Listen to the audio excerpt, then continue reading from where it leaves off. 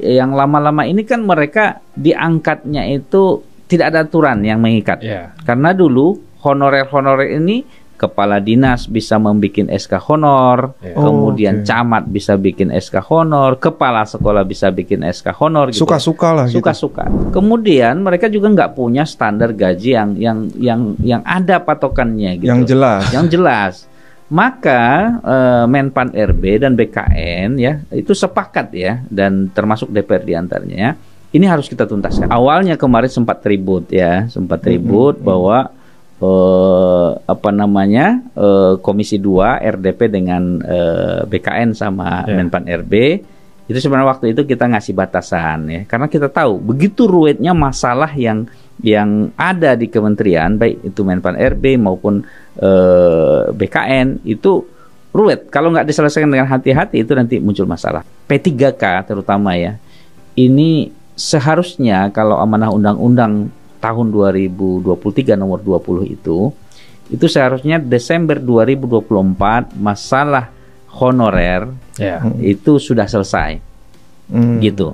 Hanya ada 2 status kepegawaian kalau berdasarkan Undang-Undang 20 tahun 2023 itu. Yang pertama ya, aparatur sipil negara kita yang pertama adalah PNS, pegawai negeri sipil. Yang kedua adalah pegawai perjanjian kerja atau disebut dengan P3K. Nah, masalah ini muncul sebenarnya terutama P3K ini bersumber dari masa-masa lalu gitu ya. Yang lama-lama ya, yang lama-lama. Jadi yang lama-lama ini kan mereka diangkatnya itu tidak ada aturan yang mengikat. Karena dulu honorer-honorer ini kepala dinas bisa membuat SK honor, kemudian camat bisa bikin SK honor, kepala sekolah bisa bikin SK honor. Suka-suka lah. Suka-suka. Apalagi sejak pilkada itu secara langsung gitu ya, itu memotivasi orang-orang membantu pasangan calon tertentu gitu ya. Begitu mereka membantu, terlibat dalam pemenangan, akhirnya apa yang diharapkan? Ada dong posisi untuk kami gitu lah ya. Maka kadang-kadang untuk menampung posisi-posisi tim ses, kemudian orang-orang dekat gitu ya, maka dicarilah tempat-tempat sesuai dengan sesuai dengan tempatnya. Contoh, bapaknya ini kemudian punya anak sarjana guru misalnya, dicarilah sekolah gitu ya. Kemudian anaknya komputer, dicari tempat honor di camat, di dinas dan lain-lain. Akhirnya itu menumpuk, Bang Angga, menumpuk honorer ini sehingga nggak selesai gitu ya. Kemudian mereka juga nggak punya standar gaji yang ada patokannya gitu. Yang jelas. Maka Menpan RB dan BKN ya itu sepakat ya, dan termasuk DPR diantaranya. Ini harus kita tuntaskan. Kalau ruang setiap kepala daerah berganti pula honorer, masuk lagi data baru, ini sampai negara ini semeraut ribet gitu. Maka muncullah Undang-Undang tahun 2023 nomor 20 ini untuk menegaskan bahwa ASN, aparatur sipil negara ini hanya ada 2. Pertama PNS, yang kedua P3K. Hanya ada 2 itu. Hanya ada 2 itu. Nah, di undang-undang itu ditegaskan setelah terbitnya undang-undang itu dan Desember 2024 tidak boleh lagi pemerintah daerah kemudian merekrut honorer. P3K tadi. Honorer, nggak boleh lagi, karena sejak 2025 Januari itu diharapkan honorer sudah tidak ada lagi. Hanya ada 2. Iya kan? PNS, P3K. Nah, setelah itu amanah undang-undang itu kan harus dilaksanakan, ya kan? Harus dilaksanakan. Maka ASN CPNS kan sudah ada yang tes. Sudah ada pengumuman dan ada masa TMT, terhitung masa tugas. Ada yang April gitu ya. Kemudian P3K ya kan honorer tadi dia disuruh tes. Disuruh tes, kemudian ada yang lolos, ada yang tidak lolos. Iya kan?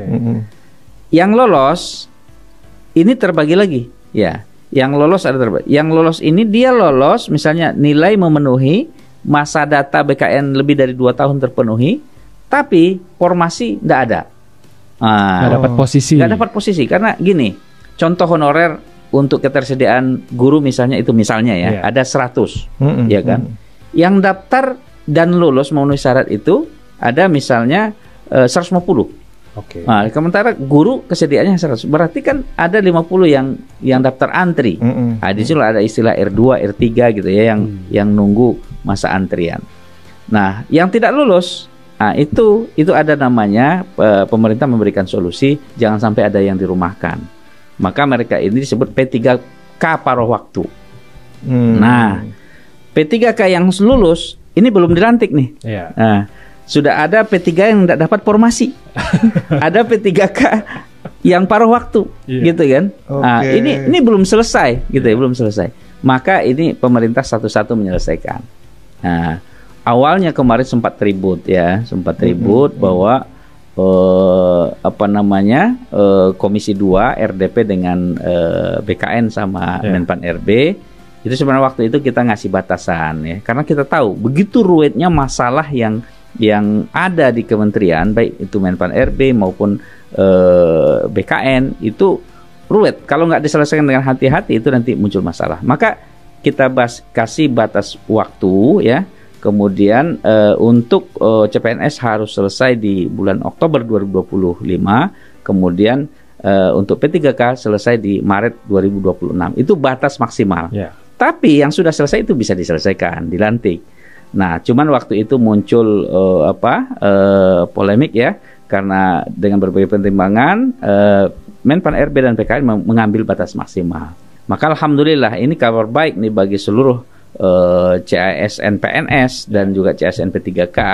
Insya Allah PNS ini sudah harus selesai itu bulan Juni 2025 ini. Tapi bagi kabupaten kota yang sudah cukup keuangannya mampu, kemudian semua syarat sudah terpenuhi, percepatan bisa dilakukan. Mau dilantik April, kemudian Mei, tapi Juni itu sudah harus selesai. Juni jadi maksimalnya. Maksimal harus selesai. Untuk jadi deadline-nya di situ ya. Deadline-nya untuk CPNS. Kemudian sehingga nggak terlalu lama mereka menunggu gitu kan. Iya, benar. Nah, untuk P3K itu Oktober sudah harus selesai. Kita berharap tentu ini kan P3K gelombang 1 ini sudah ada orang-orangnya, tinggal nunggu pelantikan dan penempatan. Ini total kalau nggak salah 1,2 juta orang ya Bang? Ya, jadi total honorer kita yang ada di BKN itu ada 1,6 juta. Kemudian setelah itu kan udah lolos kemarin 1,2 juta ini ada juga yang sudah dapat formasi, ada yang belum gitu ya. Ini yang harus diselesaikan. Kalau yang sudah dapat formasi itu enggak ada hambatan lagi untuk dilantik jadi P3K. Tapi bagi yang tidak lolos itu kan jadi paruh waktu. Maka paruh waktu inilah yang kemarin ketika RDP dengan Bu Menteri kita meminta, karena begini Mas Aziz dan Bang Angga ya, P3K ini di daerah bermacam-macam, bervariasi, tidak ada standar terkait dengan penggajian. Kita kasihan ya Bang Angga melihat ada guru yang gajinya masih 300.000 sebulan loh. Aduh, sebulan di kampung-kampung gitu ya. Gimana kualitas pendidikan kita gitu ya? Kemudian ada yang sejuta, ada sejuta. Jadi nggak ada standar. Jadi kemarin ketika saya rapat RDP dengan Bu Menteri, saya sampaikan kalau bisa ini khusus P3K paruh waktu ini dan R2, R3 yang dalam P3 yang dalam antrian ini, ini harus ada dasar hukum yang memberikan kepastian bagi mereka. Yang pertama adalah kepastian pengangkatan untuk jenjang karir berikutnya. Kemudian yang kedua, kepastian terkait dengan kesejahteraan. Dalam hal ini adalah gaji yang mereka dapatkan. Jangan sampai masing-masing daerah, masing-masing kementerian lembaga itu kebijakannya beda-beda. Karena apa? Itu nanti akan ada disparitas kesenjangan yang jauh ya. Mungkin di daerah tertentu gaji paruh waktunya segini, R2, R3 segini, kemudian di sini ada macam-macamnya. Maka kalau ada bisa peraturan pemerintah, ada ambang batas. Tapi nanti sampai pada titik semua kan akan muaranya cuma ada 2 tadi Bang. PNS dan P3K. Nah, yang paruh waktu itu menuju sampai ke murni P3K itu sudah ada batas waktunya juga. Problem itu. Jadi begini Bang Angga, kita kan harus menyelesaikan honorer ini gitu ya. Itu harus. Maka data terakhir yang kita pakai itu adalah data BKN. Nah, data BKN yang dia itu minimal 2 tahun terdaftar data BKN, itulah yang diakui punya tiket untuk tes P3K. Nah, Nah, maka target kita menyelesaikan yang ini semua, Pak enggak? Amanah undang-undang yang sudah ada di BKN dan memenuhi syarat ini semuanya harus selesai nanti pada waktunya. Pada waktunya. Jadi kan nanti Bang Angga dan Mas Aziz, itu P3K yang sudah lolos pada waktu tahap pertama, kemudian nanti dilantik. Mereka kan ada yang pensiun.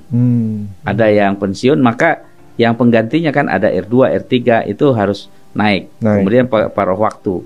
Begitu ada butuh formasi baru, maka prioritas yang ada di data ini yang sudah lolos ini. Seenggaknya buat peluang ada orang luar buat jadi P3K itu udah nggak ada lagi. Udah nggak ada lagi. Amanah undang-undang ini didengar tegas bahwa tidak ada lagi sejak 2024 Desember 2024 tidak boleh lagi pemerintah daerah menerima honorer. Oke. Nah, jadi fokus data yang sudah ada, yang sudah masuk kolam ini, inilah yang harus diselesaikan secara bertahap, gitu ya. Kemudian mengikuti masa prosedur pensiun yang P3K yang. Berarti 1,2 juta orang ini nih Bang nih. Mereka akan sudah ada yang P3K, mungkin nanti yang pensiun berapa persen nanti tinggal bergelombang aja gitu ya. Nah, total kan tadi 1,6 ya kan. 1,2 yang sudah ada formasi Ada misalnya 400.000 yang belum. Nah, mereka yang mengantri gitu. Mereka lah antri nanti untuk berdasarkan nilai ya. Kada ada R2, R3, kemudian ada P3 ke paruh waktu. Nanti itulah yang dulu penuh, akhirnya nanti suatu ketika habis, selesai. Tapi justru kan masa tunggu ini ya tadi Abang juga sempat singgung bagaimana kesejahteraannya. Tentu perlu ada ambang batas. Betul. Karena kayak yang kita tahu ya Bang, tadi Abang juga sempat singgung bahwa ada guru 300.000 gaji, ada yang 1 juta. Ya gimana mau kualitasnya lebih baik gitu. Padahal Pak Prabowo terakhir ngomong ya pendidikan kita ya butuh uang, bukan omon-omon gitu kan. Itu salah satunya di guru. Nah, artinya kalau dari Abang sendiri estimasi berapa sih Bang buat ambang batas si PPK paruh waktu ini? Kesejahteraannya lah. Apakah kalau P3K ini kan sudah mengikuti UMP ya? Betul. Jadi P3K ini kan sudah ada aturan Kementerian Keuangannya terkait dengan standar gaji P3K. PNS juga seperti itu, sudah ada. Golongan ini fungsional sudah ada. Yang belum itu P3K paruh waktu R2, R3. Nah, yang daftar antrian ini nih. Nah itu, jadi saya kemarin menyampaikan jumlahnya itu cukup banyak Bang. Sekitar 400.000 tadi 1,6 400.000-nya itu masih banyak tuh Bang. Jadi ini yang mereka ini harus jelas standarnya. Maka kemarin kita menyampaikan kepada Bu Menteri agar ada peraturan pemerintah yang mengatur ini. Kalau salah satu yang sederhana itu memakai sistem upah minimum provinsi misalnya UMP gitu ya, atau upah minimum regional. Intinya ada patokan dasar sehingga mereka tidak bertanya-tanya. Benar. Kok kami sama statusnya tapi jauh gajinya misalnya kan? Kalau kita memakai sesuai kemampuan keuangan daerah, disitulah nanti letak ketidakadilannya gitu ya. Maksudnya masih ada tadi yang sepertinya tadi Mas Aziz yang guru 500.000, 300.000 kasihan gitu ya. Makanya ini harus cepat pemerintah dalam hal ini Menpan RB dan BKN koordinasi bikin standar aturan standar untuk penggajian ini. Kalau kita usul yang lebih sederhana itu pakai upah minimum provinsi gitu.